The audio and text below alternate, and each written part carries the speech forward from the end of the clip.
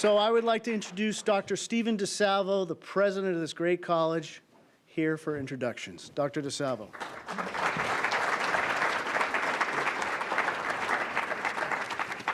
Thank you, and good morning, everyone. Welcome to the New Hampshire Institute of Politics at Saint Anselm College. It is always great to see so many familiar faces. Glad to have you all here. And I would like to formally thank and recognize my friends, my board member colleagues at the New England Council who helped orchestrate this wonderful event. Thank you to Larry Zabar and Jim Brett, who is out of town, could not be with us this morning. It is my great pleasure to welcome former New York City Mayor Michael Bloomberg to New Hampshire. Mayor Bloomberg was elected the 108th mayor of New York City just weeks after the attacks on September 11th, 2001. He focused on environmental protection, job creation, public school advancement, and much more during his 3 four-year terms as mayor. As chair of the C40 Climate Leadership Group from 2010 to 2013, Mayor Bloomberg drew international attention for his city's leading role in the fight against climate change. In 2014, he was named the UN Secretary General's Special Envoy for Cities and Climate Change. He was also named the World Health Organization's Global Ambassador for Non-Communicable Diseases in 2015. In addition to his international work in public health, Mayor Bloomberg co-authored the 2017 New York Times best-selling book, Climate of Hope: How Cities, Businesses, and Citizens Can Save the Planet. He has since dedicated his time to encouraging local and regional governments, businesses, and civil society to fight climate change, which we will hear more about today. Ladies and gentlemen, please join me in welcoming my fellow New Yorker, Mayor Michael Bloomberg.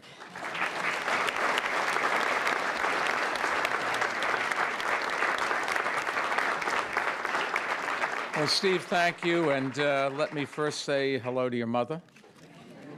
My mother would be pleased to know that you came. Everybody else was told to come. You apparently volunteered, so thank you very much, and Steve, thank you for your hospitality.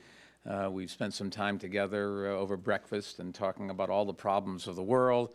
We came up solutions. Unfortunately, I'm not at liberty to tell you what they are, but you should feel better because there is hope. All kidding aside, speaking of hope, I know there are a lot of Patriot fans out here. Everybody says, well, I'm a Patriot fan. When I grew up in Boston or Medford, Massachusetts, the Patriots didn't exist. So I never had this allegiance to the Patriots. I was a Baltimore Colts fan back in the Johnny Unitas days because I was in Baltimore going to Johns Hopkins. And when the Colts left, I swore I would never go to another NFL game. I was so depressed about it. Now you have Tom Brady, who has been in more Super Bowls than any other quarterback. But I just want to point out that 2 of those Super Bowls, he played against the New York Giants. I won't mention who won those games, but let's just say it occurred while I was mayor. Coincidence? I don't think so. Anyways, great to be back here in New Hampshire. Last night I had dinner with some local political leaders to talk about the biggest issues facing this state, and they are in many cases, in most cases, the same issues that face all the states in our great country. And this morning I spent some time with a group of entrepreneurs from Manchester to get their perspective. Nothing political, just I always come to New Hampshire in the winter when it snows and come here. Later on, seriously, I was here in October and in Nashua talking to a group, Moms Demand Action, which is a group, if you don't know about it, they support common sense gun laws, and they have been very impactful on an awful lot of elected officials. When a group of moms descend on you wearing red shirts and start screaming at you, every elected official pays attention. Now, whether they remember it the next day is a separate issue, but they really have been helpful in electing candidates who want common sense gun laws, which is really just background checks. And nobody's trying to take away anybody's guns, but we shouldn't be selling guns to criminals or people with psychiatric problems or minors, and that's what they advocate for, and they are very effective, and it's great to be with them, and it's great to know that they have a very healthy chapter here in New Hampshire. I also had the pleasure of working with your mayor, Joyce Craig. I have gotten to know Joyce over the last 2 years because she has participated in a leadership program that our foundation, Bloomberg Philanthropies, created with Harvard University. And the idea behind the program is really pretty simple. The private sector spends billions of dollars on leadership development for executives every year, but mayors just don't have access to that kind of support. So we created an organization joint with Harvard University, the business school and the government school, or the B&K school as they're called, and we invited some of the most dynamic mayors across this country and from around the world to participate. And Mayor Craig, I'm happy to say, was in the first cohort. They talk about things that real-world problems that mayors are going to face when they get into office. What we try to do is pick young mayors who really are aggressive in terms of wanting to learn and make a difference and willing to stand up for things that may be politically difficult but are in the public's interest. And Mayor Craig is as good an example as you could find. And then after they spend 4 days with the professors from the B School and K School, they send up their next two in line to do the same thing for 4 days about a month later. And then there's blogs and newsletters and focus groups, and they all work together going forward. And all mayors have somewhat the same problems. Everybody wants something. Nobody wants to pay for it. Welcome to the NFL. And she's, I think, been a very good mayor here, and I hope a little bit of it was because what we were able to add to her abilities. I want to say one thing that the program does not cover, and that is how to keep the government open. That is so basic. It is beneath the mayors. When we started that program, it never occurred to us that the government would be closed. In fact, if you go around the world, I can't think of any other country that closes down its government over a political dispute. There's no reason for it. Everybody suffers.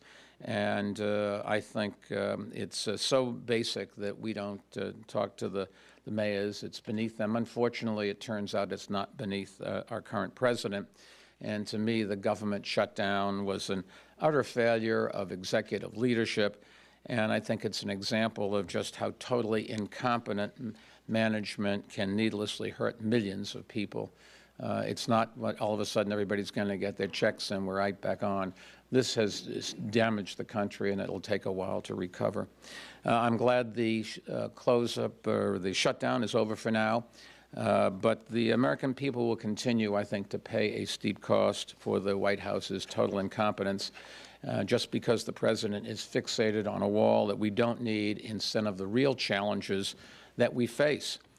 Challenges like creating good-paying jobs, challenges like making health care more affordable, challenges like stopping the opioid crisis that is tearing so many families and communities apart.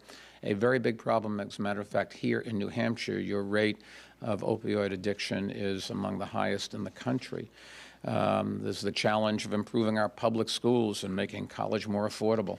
The future for all of our citizens is education, more and more every day. And unfortunately, we're not preparing people for the world that they're going to have to face. We also have to invest in infrastructure. The list goes on, but this morning I thought I'd just pick one subject to talk about, and I would like to, it's one of the toughest challenges we face, but maybe one of the most important. It's a challenge in New Hampshire, it's a challenge in the United States, and it's a challenge all around the world, and that is climate change. I've been working on this issue for more than a dozen years. I recently wrote a book about it with my friend Carl Pope, who did a great job leading the Sierra Club. We have copies of the book for everyone when you leave, but when you take the book, please, one per family. They cost a lot of money. And if you open it up, with the exception of a handful of people at the head table, you will have one of the rarest books in the world, and that is an unautographed copy of a book by Bloomberg. I thought that was funnier than you did, actually. Seriously, fighting climate change is one of the best ways to save lives because you reduce pollution. This is an environmental thing for the here and now as well as climate change for the future. You save money by reducing energy bills, and that's good. And you grow the economy by creating jobs. And during my term as mayor of New York City, we substantially cut the city's carbon footprint while also increasing life expectancy by 3 years. When I left office, life expectancy in New York was 3 years greater than the national average, so a lot of people benefited from that. And we also, while we did that, we created 400,000 new jobs. So environmental stuff and economic stuff go hand in hand, both in the same direction. You help the environment and you will help your economy. The critics say that we have to choose between some of these things, and that's just not true, as with a lot of social problems that we have to address. I remember smoking. When I put in a smoking ban, nobody wanted my picture, the cameras wouldn't show up, and I got a lot of one-finger waves in parades. But in the end, people adopted the smoking policies. It's been adopted all through Western Europe, Latin America, all over this country, even in some cities in China where the government owns the tobacco companies. And what it's done is helped the food and beverage business. Restaurants don't get any money when you sit there and have a cigarette after dinner. They like you to get out and they can use that table again. And their employees are healthier because they don't have to breathe that air. So that's just another good example of good policy to save people's lives and solve one issue helps the economy as well. It's not theory, it's real experience, and I think Americans understand the importance of a number of these issues, particularly climate change. Americans want elected officials to put partisanship aside and work together on real solutions to their problems because they see these problems all around them. And with climate change, you can see it on the wildfires in California, the hurricanes that strike our coasts, the hotter, drier weather, which is causing problems for farmers. I was in Iowa, and some of the farmers were complaining that all of a sudden Canada has become so warm that they're now growing crops in Canada that they used to grow in Iowa. And that's competition for the Iowa farmers. So they can really see it right there. The warmer, shorter winters are doing wonders for ticks and other insects that carry disease. In fact, there was a recent study that showed here in New Hampshire and also in Maine, one study showed that 70% of baby moose are killed by ticks that now survive through the winter. And you can go out to the west, in the Rocky Mountains, and see these big swaths of trees, all brown, killed by the insects that the winter used to kill and no longer can do that. Climate change is hurting a lot of industries, and not just the ski industry, but a lot of other industries that help the local economy. And businesses of every kind are facing the potential for disruptions and higher costs, and they just can't afford to what is happening. If a company built a plant near the water, the CEO can't pretend that sea levels aren't rising or that storms aren't becoming stronger. Anybody that went before their board and said, oh, it's just a commie plot, would get fired on the spot in this day and age. Businesses, you have to plan for the future. You have to protect yourself from things that are coming down the pike, and that should be no different in government as well. Unfortunately, we do have a president that doesn't see it that way. He failed at business, and now I think it's fair to say he is failing at government. His own administration produced a damaging report showing that we face what they called substantial damage to the U.S. economy, environment, and human health from climate change. And you know what the president said in response? I don't believe it, he said. How can you possibly not believe it? I hate to break this to you, Mr. President, but if you don't believe in science, don't go to the doctor, don't get on an airplane, don't talk on the phone, and don't even think about tweeting. Wouldn't that be nice? Guess it would. Most Americans in both parties seriously do respect science, and they support the Paris Climate Agreement. And after the president announced his intention to pull America out of that agreement, mayors, governments, and business leaders came forward to say, we're still into that agreement. And so we teamed up with Jerry Brown, the just finished his term governor of California, who just really did an incredible job on climate change when he was out there. And we brought all of these different groups together in one national coalition. I'm glad to say that that group includes 50 businesses, universities, and local governments from here in New Hampshire. So you certainly are doing your part.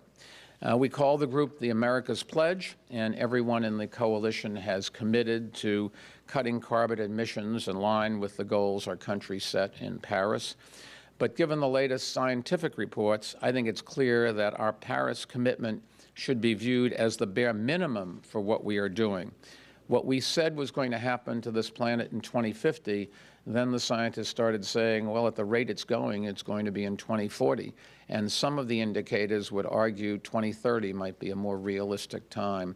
What's happening is really scary, and it may be irreversible. I hope not. But to not stop and do everything you can when there's a threat to the entire world, whether it's going to happen or not isn't the issue. When there's that kind of threat, you just have to take prophylactic action, and that's what we're trying to do.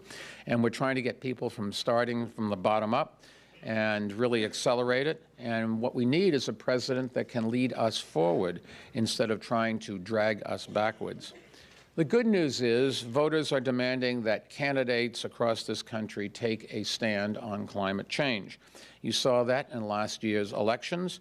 More candidates than ever before ran on climate change, and they won. It's also been great to see so many fellow Democrats embrace the idea of a Green New Deal. That idea has been around for a very long time, and we've been working on the issue, but the last time that it was in the public zeitgeist was back in 2009 and 2010 when Democrats controlled the Congress and the White House. And the big idea then was cap and trade, and that did not get through Congress. When it happened that it didn't get through Congress, a lot of people threw up their hands and said there was no hope. I refuse to accept that. I don't think we can accept that. This isn't a choice. You just have to understand there's an issue here. And I believe that through bottom-up action, we could save lives, save money, and create jobs, just as we have been doing in New York City. And I'm glad to say, thanks to millions of volunteers, that is exactly what has happened across this country. In 2011, I teamed up with the Sierra Club and other partners to close coal-fired power plants across the country and replace them with a cleaner form of energy. Well, here we are nearly a decade later, and we have helped close more than half of the country's 281 out of 530 coal-fired power plants. We've cut the number of Americans dying from coal pollution by 6,000 annually. We've helped lower people's electricity bill.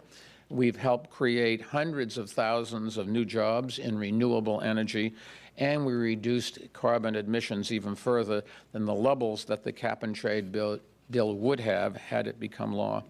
So I think the lesson is, where there's a will, there's a way. And despite this administration's attempts to prop up the coal industry, coal plants have continued closing at about the same rate under President Trump that they had under President Obama. I don't think there's any doubt that replacing coal with clean energy is good for America.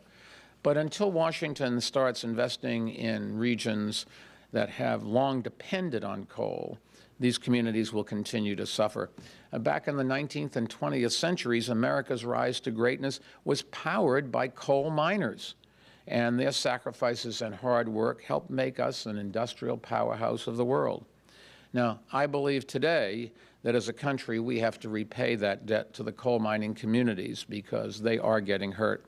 Instead, just this month, the Senate let a law lapse that required coal companies to fund health care for miners who develop black lung disease. What a disgrace. The president goes and talks about saving coal miners' jobs, and then we walk away from the health problems that the coal miners have.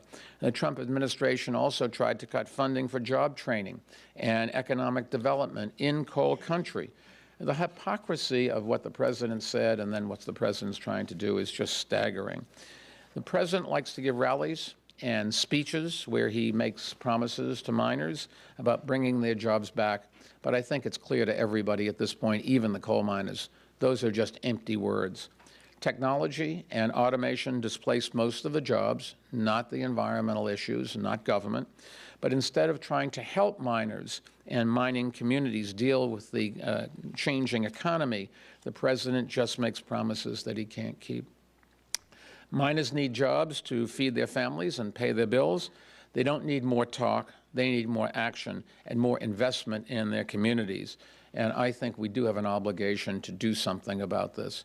They're going to happen in other industries as well, where the economy changes, technology changes, people's tastes and behavior change, and people are out of work. And we just can't say, oh, you know, that's the way it happens. We as a country can do better. We are better. We have to pull together and try to help people who need the help, people who want to work but just cannot find a job, people who want to work and just don't have the skills to get today's jobs, and do something about helping them acquire what they need to compete. My foundation, I'm happy to say, has been piloting some projects across America to help mining communities acquire new skills and jobs. It is an enormous challenge, but that requires leadership from the president as well as private philanthropy, and I believe it just has to be a central part of the Green New Deal that people talk about. In fact, I believe the first pillar of any Green New Deal should be a plan for major and comprehensive investment to create jobs and increase economic growth in coal regions where and other areas that have been tied to where their economy is tied to fossil fuels. As a country, we cannot continue leaving people and areas behind. It's just morally wrong. And as a party, I think that Democrats have to show that while the president is offering false promises, we have real solutions, and not just speeches, not just rallies, but concrete things that we can do, that we can afford, and that we can rally the public behind. And those solutions will spread economic benefits to every corner of every state, not just those hurt by the change in the coal industry. And I think that's the lesson of the Yellow Vest protests in Paris. You can't ask people affected by the transition to a green economy to pay more unless you deliver economic benefits in the form of good jobs and better infrastructure that they will feel in their lives and in their communities. You have to help all workers affected by the shift from fossil fuels to clean energy, and it just can't be an afterthought. It's got to be a concrete plan. It has to be a central part of any environmental plan, or it will fail. Now, a lot of elected officials have embraced the idea of a Green New Deal, and that's great. It's become fashionable to do so. But I think it's time as a party that we started putting some meat on the bone and laying out exactly how a Green New Deal what it should include. And I believe that that plan should be bold and ambitious and, most importantly, achievable. I'm a little bit tired of listening to things that are pie in the sky that we never are going to pass or never going to afford. I think it's just disingenuous to promote those things. You've got to do something that's practical. We need a transition as quickly as possible to clean energy, and that has to be a part of the 2020 party platform for the Democratic Party, period. I've already begun working on putting together the details of what I believe is a Green New Deal, what it should look like, and whether I run for president or not, I will work to ensure that fighting climate change and spurring economic development in areas that have depended on fossil fuels is a top priority for the Democratic nominee. Now, I will tell you that one of the elements of my plan will be helping local and state governments to take more action, something that my foundation has been doing. We recently invited mayors from around the country to propose ambitious plans of their own to cut carbon in ways that improve people's lives. We call this the American Cities Climate Challenge, and we've made the challenge to all the major cities across the country. I think something like 200 or 250 finally applied for the prizes. We offered a total of $70 million in technical support and staff expertise and other resources to help bring the best of those ideas to life. We picked 25 winners from all over the countries, and those cities are now implementing their ideas. And one of the requirements to win was that your idea has to be transferable to other cities. So a lot of cities, even those that didn't win, can, if they think these things will make a difference in their community, can do it, help their economy, help clean the air that they breathe, and give us more of a future. Let me give you just a couple of examples. I made a note of Orlando, Florida, putting floating solar panels on thousands of ponds and lakes. Their answer is the fish benefit when they have some shade, and it's land that's not usable for anything else, and so generating carbon-free energy is a good idea. San Diego is on track to get 100% of their energy from renewable sources. The state of Iowa now generates a third of all of their electricity from wind. So when you hear people saying, oh, we're not going to do that, that's just a commie plot, then take a look at what they're really doing. In New York City, Al Gore and I painted the roof of a 5-story building with a flat roof. We painted it white. Why? Because a white roof reflects off the sun, and so your energy bills over the year go down 25%, and you get that savings every year just for the cost of a couple cans of paint. The local newspapers had the two of us on the front pages called clowns. Next time you fly in or out of New York, look down.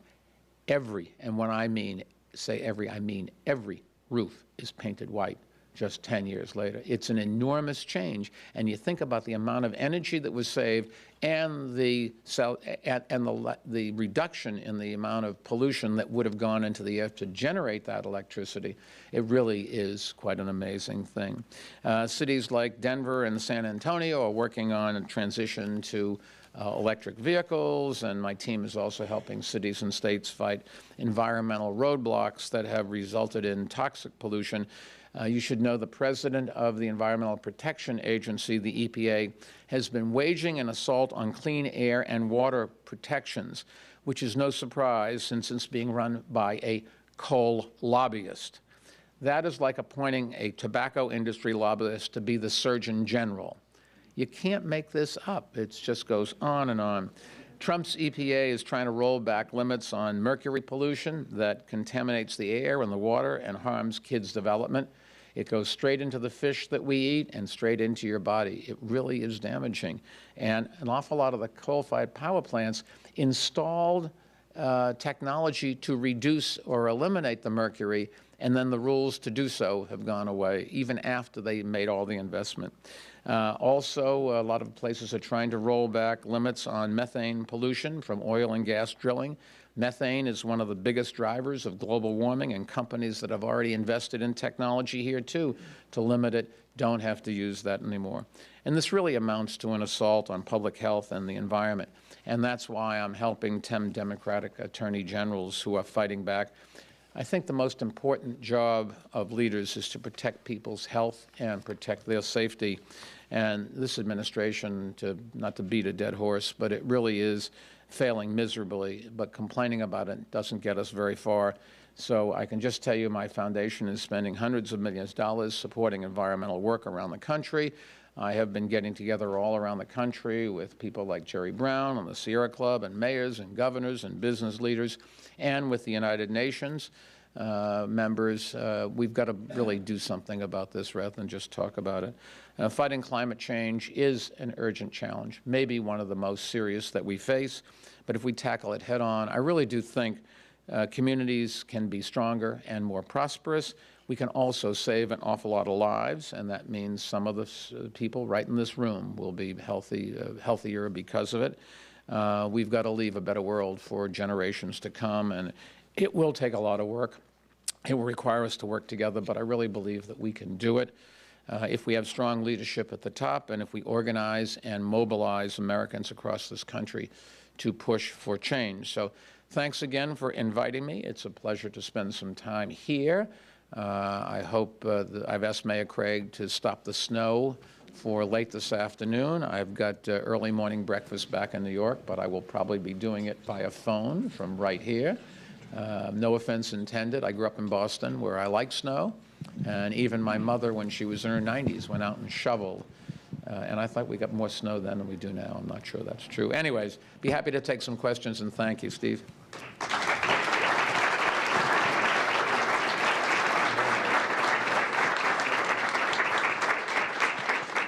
So we have some students with microphones. If you'd like to ask the mayor a question, I think we have one right here. Thank you. Please identify yourself. Hi, I'm Marilyn Hoffman, and your philanthropies have also been very supportive of the arts in your AIM program for cities like Washington, Denver, Austin, Baltimore. And you've said yourself how important the arts are for the health of cities as well. So I wondered if you should take on an office in Washington, would you put your philanthropies in what would be the equivalent of some kind of blind trust and dissociate yourself and your name from that? And then at the same time, would you then advocate for the arts and put a lot more money in the National Endowment for the Arts? Well, let me answer the second part first. I would put the trust in the foundation into a blind trust. I did that while I was mayor of the company. I put into a blind trust, or I just stayed away from it in those cases, but I would put it in the blind trust or sell it. Every banker is rushing to call. Don't call, it's not for sale. But you would have no choice but to do that. And the arts are one of the 6 areas that we focus in. And what we've tried to do is, rather than focus on helping the big museums around the country, helping the smaller ones. They need help how to build a board, how to borrow a collection, how to raise money.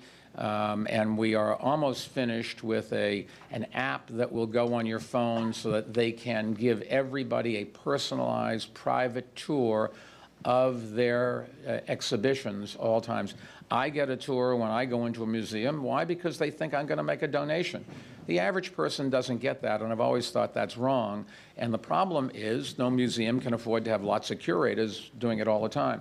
But if one curator talks about a picture, you can put in a number, walk up, and you can see the picture, and the curator can describe what the artist might have been thinking, and look in the top left-hand corner, and there's a self-portrait of the artist, and on the right-hand side, you'll notice the brush strokes and that kind of stuff. So arts are a big thing. I think we have to focus in education on making sure that kids that graduate have skills that are useful in the workplace, because earning a living is an important thing. But we also want to make sure that people are well-rounded. And culture, incidentally, is great for the economy. Our mantra is culture attracts capital faster than capital attracts culture. And I can just show you New York City and London and places like that where it's really true. That's great. Mr. Mayor, thanks for coming. I'm Roger Stevenson from Stratham. I'm a member of the New Hampshire Coastal Risk and Hazards Commission. We've created over 3 years recommendations to protect coastal communities. My question is, the IPCC said that late last year that we have 12 years in order to make drastic changes in order to meet the Paris agreements. At the end of the next term of the next president, we'll be halfway there. So what does the next president have to do in order to make sure these changes are approved, they're durable, and they can be implemented beyond the first presidency? Well, look, I think the president's job, the president really has 2 jobs. One is to what I call run the railroad. And so to make sure all of the parts of government work and implement the laws we passed, for example, the pro-environmental laws, however you want to describe them, and that's not happening. You should appoint people that have the interests of what the law that was approved tried to have, not going in the other direction, and that will help a lot. The second thing is the president's job is to be the unifier and the cheerleader and the spokesperson for the public. It's not to tell the public what they should believe. It is to explain to the public what the president's vision is and why she or he thinks it's the right direction to go. And we have to do that to influence the rest of the world, because we're dependent on them just as much as we're dependent on ourselves for cleaning up the air. Somebody pollutes on the other side of the earth, it's just as bad as if somebody pollutes right here, close anyways. And the president's job is to do that. And our president is doing neither of those two things. Also, the 12 years is not the end of the world. It is things are getting more out of hand all the time. There's no discrete drop-dead date. The glaciers are melting at an alarming rate. And whether or not you stop something polluting right now, it's not going to stop that melting. That's going to continue for a while. We've already done that damage. What we're really trying to do is to not have more damage done. Thank you, Mayor Bloomberg, for taking my question. I'm Jeannie Tucker with AARP. Americans continue to pay the highest drug prices in the world, and no one should have to choose between putting food on their table and paying for their medication. Do you agree that drug prices are too high? And what are your thoughts on ways to lower prescription drug costs and reduce costs for all Americans? Well, look, I think drug prices are too high, but they are not the major cost, as a matter of fact, of the increase in medical expenses. Drugs are about 20% on average of the cost. If you take a look at what different hospitals in different places, or even next to each other, charge, the pricing of the services that we deliver, whether it's from the doctor or the hospital, are all over the place. And we have to find some ways to get the public understand who's giving a good service and how much it costs and whether there are options for them elsewhere. So I'm not trying to take the pressure off the drug companies, but I will say we've got to find a ways to make the drug companies profitable so that they invest in particularly orphan disease drugs. If you get sick, just pray that you get a disease that everybody else has, because that's where all of our efforts are going. If you get one of those orphan diseases, and if you add up the orphan diseases, there's a lot of people, you're really in trouble because nobody's working on that. So it's not quite so clear. You can't walk in and say, you got to cut your prices. I can tell you what I did. I read in the newspaper, I take Lipitor, as most people, I suppose, my age, and it was $11 a pill, as I remember, and the generic was 50 cents. And I called my doctor and said, what, are you crazy? And so switched. And you could make a big difference if we would just switch to generics. I do think having regulations that Medicare can't negotiate with the drug companies are mashuganer, as we would say in Gaelic. But it is a problem that is very tied up in government. There's an enormous amount of lobbying done of government by the drug companies, just like an enormous amount of lobbying done by social media companies in Washington today. And that, I think, is influencing whether or not our elected officials understand the problems and are willing to stand up and take some action. But once again, in the end, you need a leader at the top to understand this is an issue and not stopping to make these speeches that say, I've got a secret plan to end the war, elect me, and then I'll tell you what it is. You've got to ask for some specifics, and you've got to put people on the firing line and make sure that they deliver, and if they don't, pay a real cost. And we did that this time. If you take a look at this election, what the election was, it was about, in many cases, people who would not stand up for sensible gun background checks. It was an election against people who denied that climate change was happening and we should do something about it. It was about people who, elected officials who couldn't come up with a plan for all these other things. The opioid crisis is one of the ways one of the things to look at. Or just basic medical care. I was looking at some numbers yesterday. A normal birth in a hospital, in the hospitals went from, I think it was 15,000 up to 45,000 in the same area of the country. And if it's normal, you know, it's a relatively simple thing. If something goes wrong, you want to be in a hospital that can help you.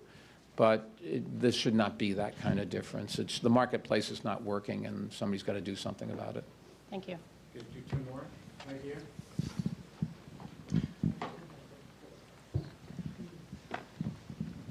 Hi, I'm Carly. I am a political science major of New England College. I am personally a big environmental person, and I was wondering, you are very big on changing the big aspects, but personally, are you a vegan? Do you, like, in your own personal life, do you take big, Well, like veganism, like a reduced life or waste lifestyle, and like, do you drive an environmentally friendly car and whatnot? Well, let me first start by saying I'm addicted to Cheez-Its and popcorn.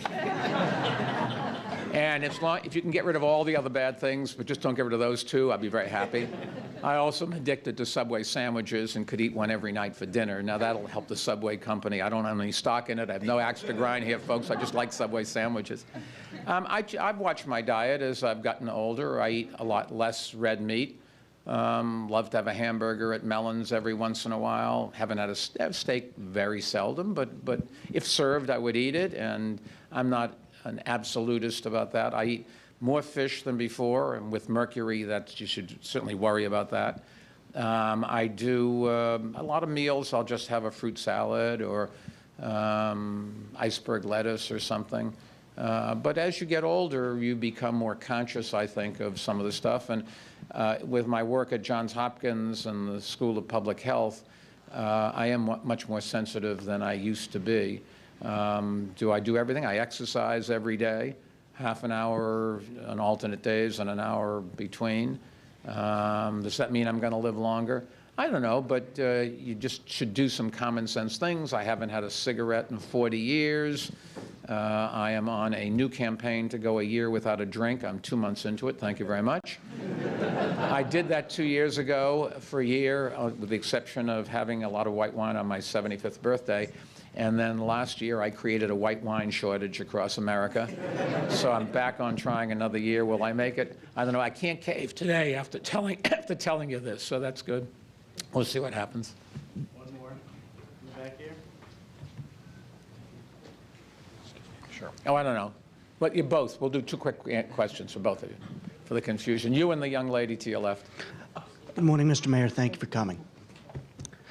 When the United States became an industrial power, we very much used coal and whatever we could get our hands on. Right now, other rising nations such as China, India, using the same thing. How can the United States look at, and when we confront them on what they're using, they say, well, it's what the United States did, it's how the United States got its power, so you're just stopping us. How do we use common sense, and how do we accurately confront them on this when it's kind of a fair point? And do you believe that a mayor or a governor or someone, a former mayor, any type of local official can do that? Do they have the foreign policy experience? Yeah, Thank you very much. Keep in mind, when America depended on coal, we didn't have any alternatives. Nobody knew how to take oil out of the ground, and there was no infrastructure to refine it and transport it and that sort of thing. And then other forms of energy started becoming used, and coal started to decline, and then the technology of ripping the top of a mountain off and taking it out rather than digging down killed most of the jobs. It was that really, more than anything else, that killed a lot of jobs in the coal industry. Can you get these other countries to do something? You just have to look at the pictures of some of the big cities in China and particularly India, where you cannot see across the street. And the people that live there are starting to say something. And no government exists without the will of the majority of the people. So they really are having an effect. Now, some of it in China, you can say, well, they're closing the coal-fired power plants and the cement plants, which are also, and steel plants, which also pollute a lot. They're closing the ones close to the city, but they're still building elsewhere. That may very well be true. Some of those have been in the ground for a long time, and when they're going to be completed.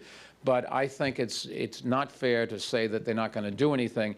One of the things we can do, we brought down, let me rephrase this, we brought down the wall separating West and East Berlin by having a better society that the people on the other side of the wall saw and said, I want that. And so the thing you can do the most to get China and India to start contributing more than what they're doing, and they are doing some things, is to show that, number one, we can do it, and number two, we are better off because of it. And say, if you want to live longer, this is the ways to do it. And let the people say to their government, if you want to keep serving us, do it. So I don't think you have to, it's not going to be easy, and the government's not all that helpful.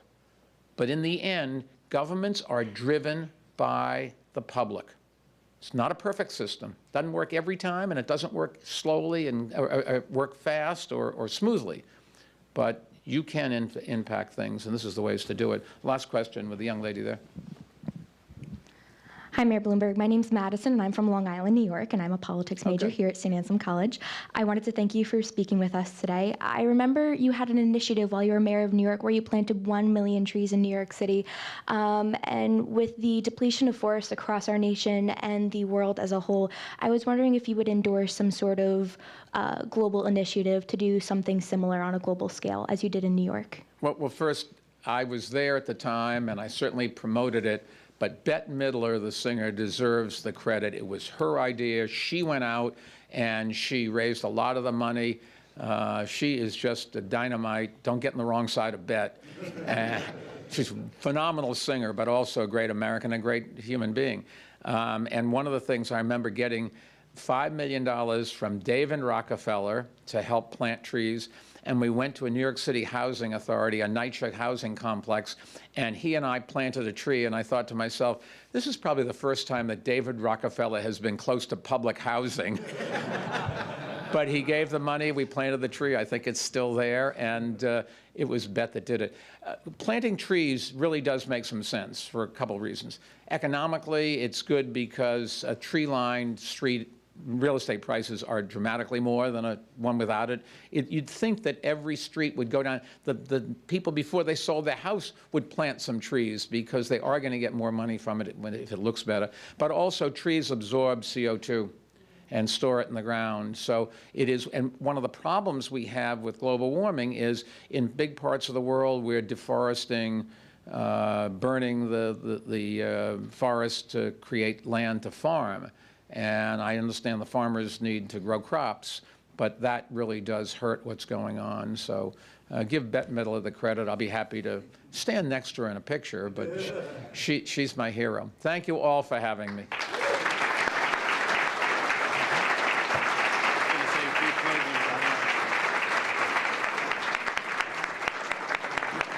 Thank you to Mayor Bloomberg. It's been an absolute thrill to have you here with us. I also neglected to thank Neil Levesque and Ann Kamen and the whole team here at St. Anselm who helped put this event on.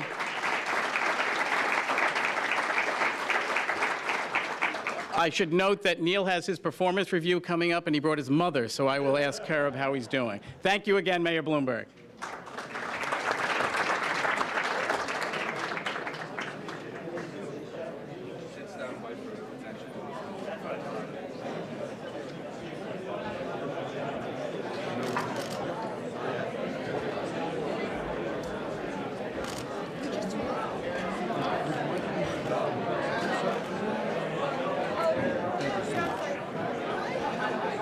One more on that. Thank you. What's your name? Yes, sir. Thank you for doing this.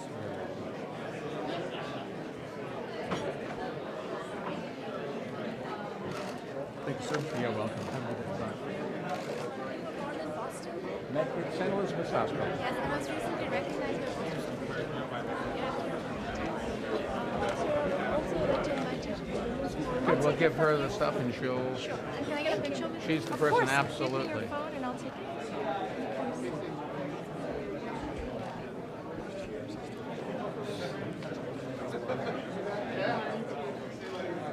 Thank you so Good. much, sir. I appreciate it. You're welcome. Mayor, where are you in the process of taking that? See, it's in Nashville, guys. Someplace between here and there. Hello, Mayor Bloomberg. Could I have your John Hancock on?